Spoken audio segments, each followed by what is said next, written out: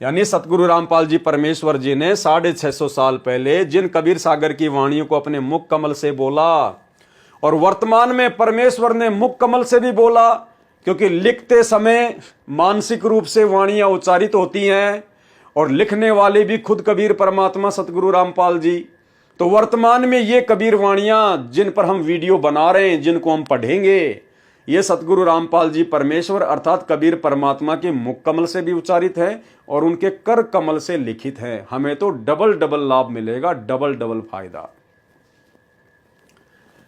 क्योंकि जो अमृतवाणी परमेश्वर कबीर जी के मुख कमल से बोली गई हैं, उसके पढ़ने सुनने से भी अनेकों पाप नाश होते हैं। ज्ञान प्रकाश पेज नंबर 9 से वाणी। धर्मदास बोध ज्ञान प्रकाश निम्न वाणी पुराने कबीर ग्रंथ के अध्याय ज्ञान प्रकाश से है।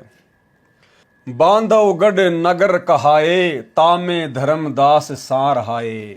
यानी बांधवगढ़ एक नगर कहाया जिसमें धर्मदास नाम के सा अर्थात सेठ रहा करते थे। धन का नहीं वार अरुपारा, हरि भक्ति में सरदा अपारा। धर्मदास जी के पास में धन की पैसे की कोई कमी नहीं थी, उसके बावजूद भी उनकी भगवान की भक्ति में अपार श्रद्धा थी। रूपदास गुरु वैष्णव बनाया, उन राम कृष्ण भगवान बताया। धर्मदास जी ने एक रूपदास नाम के संत को, जो कि वैष्णव संप्रदाय से था, उनको अपना गुरु धारण किया। और रूपदास जी ने धर्मदास जी को क्या बताया? उन राम कृष्ण भगवान बताया। राम और कृष्ण को ही परमात्मा बताया। तीर्थ व्रत मूर्ति पूजा, एकादशी और सालिग सूजा। रूपदास जी ने क्या बताया? तीर्थों पर यात्रा करो, मूर्ति की पूजा करो, एकादशी का व्रत करो और सालिग की पूजा करो, ताके मते दृढ़ धर्म निनागर।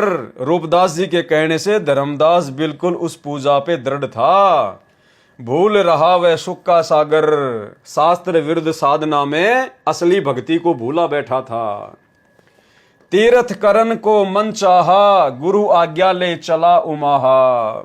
जब धर्मदास जी का तीर्थों की यात्रा करने का मन किया तो ऐसे मनमुखी होकर नहीं गया। धर्मदास जी ने रूपदास जी को गुरु धारण कर रखा था, और जब धर्मदास जी की इच्छा हुई तीर्थों का भ्रमण करने की, तो जैसे वर्तमान में हमारे पूज्य गुरुदेव भगवान तो हिसार जेल में बैठे हैं, और जो निकम्मी टाइप की आत्मा होती है ना भगत, कोई तो मसूरी घूमने जा रहा है, कोई शिमला घूमने जा रहा है, कोई आसाम घूमने जा रहा है, कोई कबीर चोरा देखने जा रहा है, कोई मगर देखने जा रहा है, कोई गरीबदास जी का छुड़ानी धाम देखने जा रहा है।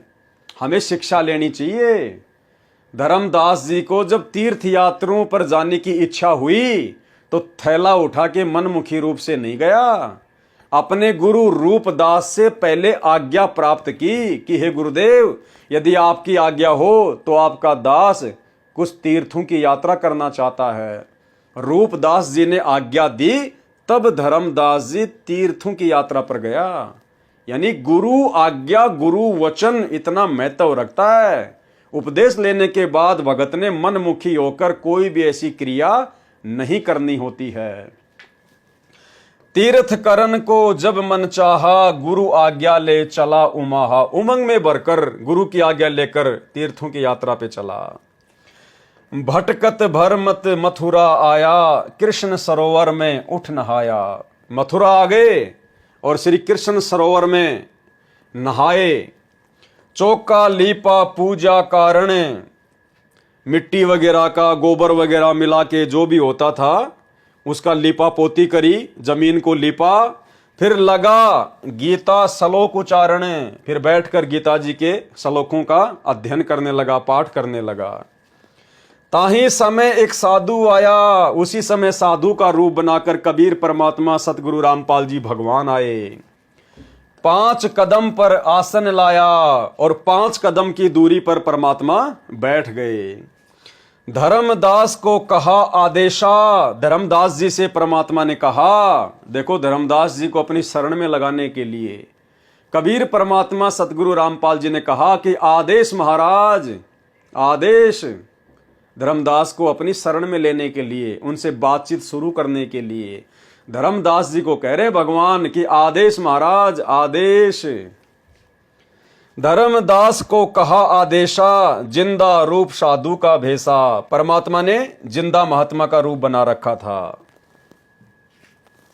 धर्मदास देखा नजर उठाई, पूजा में मगन कुछ बोला नहीं। धर्मदास ने नजर उठा के देखी और उसके बाद वापस अपनी पूजा पाठ में मगन हो गया। जग्यासुवत देखे दाता, धर्मदास जाना सुनत है बाता। परमात्मा एक जिज्ञासु भगत की भांति धर्मदास जी की उस क्रिया को देखने लगे बड़े ध्यान से। तो धर्मदास ने सोचा कि ये तो तेरी बातों को बड़ा ध्यान से सुन रहा है। जग्यासुवत देखे दाता, दाता यानी परमात्मा जिज्ञासु भगत की तरह देखने लगा धर्मदास की तरफ। और धर्मदास जाना सुनत है बाता, धर्मदास ने सोचा ये तेरी बातों को बड़ा ध्यान से सुन रहा है, इंटरेस्ट ले रहा है। ऊंचे सुर से पाठ बुलाया, ये देखकर धर्मदास ने ऊंची ऊंची आवाज में गीता जी का पाठ करना शुरू कर दिया। जिंदा सुन सुन शीश हिलाया। कबीर परमात्मा सतगुरु रामपाल जी धर्मदास जी के मुख से गीता जी के श्लोक सुनकर गर्दन हिला रहे हैं, जैसे उन्हें बड़ा आनंद आ रहा है। धर्मदास किया वैष्णव भेसा। धर्मदास जी की वेशभूषा कैसी थी? वैष्णव साधु जैसी। कंठी माला तिलक परवेशा, पूजा पाठ कर किया विश्रामा, जिंदा पुण्य किया प्रणामा। अब धर्मदास जी ने पूजा पाठ करके और आराम करने लग गए। उसी समय जिंदा रूप में कबीर परमात्मा सतगुरु रामपाल जी भगवान ने उनको फिर से जाकर प्रणाम किया, नमस्कार किया, उनसे बातचीत शुरू करने के लिए। देखो कैसे परमात्मा हम जीव आत्माओं के नजदीक आते हैं। भाइयों और बहनों, ये लीला परमात्मा ने अकेले धर्मदास जी के साथ में ही नहीं की, आप और हम आत्माओं को भी परमात्मा ने शुरुआत में इसी प्रकार से अपने नजदीक लगाया था। जैसा खेल, जैसी लीला परमात्मा ने धर्मदास जी के साथ की, ऐसी लीला भिन्न भिन्न प्रकार की लीलाएं, यानी इतनी मेहनत, इतना ही संघर्ष, इतना ही प्रयास गुरुदेव ने हम असंख्य आत्माओं को अपने नजदीक लाने के लिए किया, हमारे अंदर भक्ति का बीज डाला। जिंदा कहे मैं सुना पाठ अनुपा। जिंदा बाबा के रूप में कबीर परमात्मा सतगुरु रामपाल जी कहने लगे कि मैंने आपका पाठ सुना है, बहुत ही अच्छा लगा। तुम हो सब संतन के भूपा, आप तो मुझे सभी साधु संत महात्माओं के राजा महाराजा की तरह लग रहे हो, मुझे आप संत शिरोमणि लग रहे हो, संत भूपा। मौके ज्ञान सुनाओ गोसाई, भक्ति सरस कहीं नहीं पाई। क्या कहा परमात्मा ने धर्मदास जी से कि हे गोसाई, हे स्वामी, मुझे आप अपना ज्ञान सुनाइए, ज्ञान समझाइए, ऐसा ज्ञान तो मुझे कहीं सुनने को ही नहीं मिला। मौके ज्ञान सुनाओ गोसाई, भक्ति सरस कहीं नहीं पाई। मुस्लिम हिंदू गुरु बहु देखे, आत्म संतोष कहीं नहीं एक के।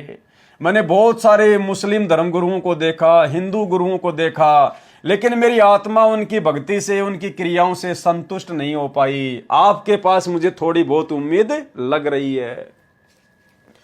धर्मदास मन उठी उमंगा। अब ऐसी बातें सुन के परमात्मा के मुख कमल से और धर्मदास के मन में उमंग उठने लगी। सुनी बड़ाई तो लाग्या चंगा। जब परमात्मा के मुख से, एक जिंदा महात्मा के मुख से धर्मदास ने जब अपनी इस प्रकार की बड़ाई सुनी, तो परमात्मा कहते हैं सुनी बड़ाई तो लाग्या चंगा। चंगा यानी अच्छा लगना। धर्मदास जी को बड़ा आनंद आया, बड़ा अच्छा लगा। बचन पे डट के कट गे फंद 84 के, कट गे फंद 84 के, कट गे फंद 84 के।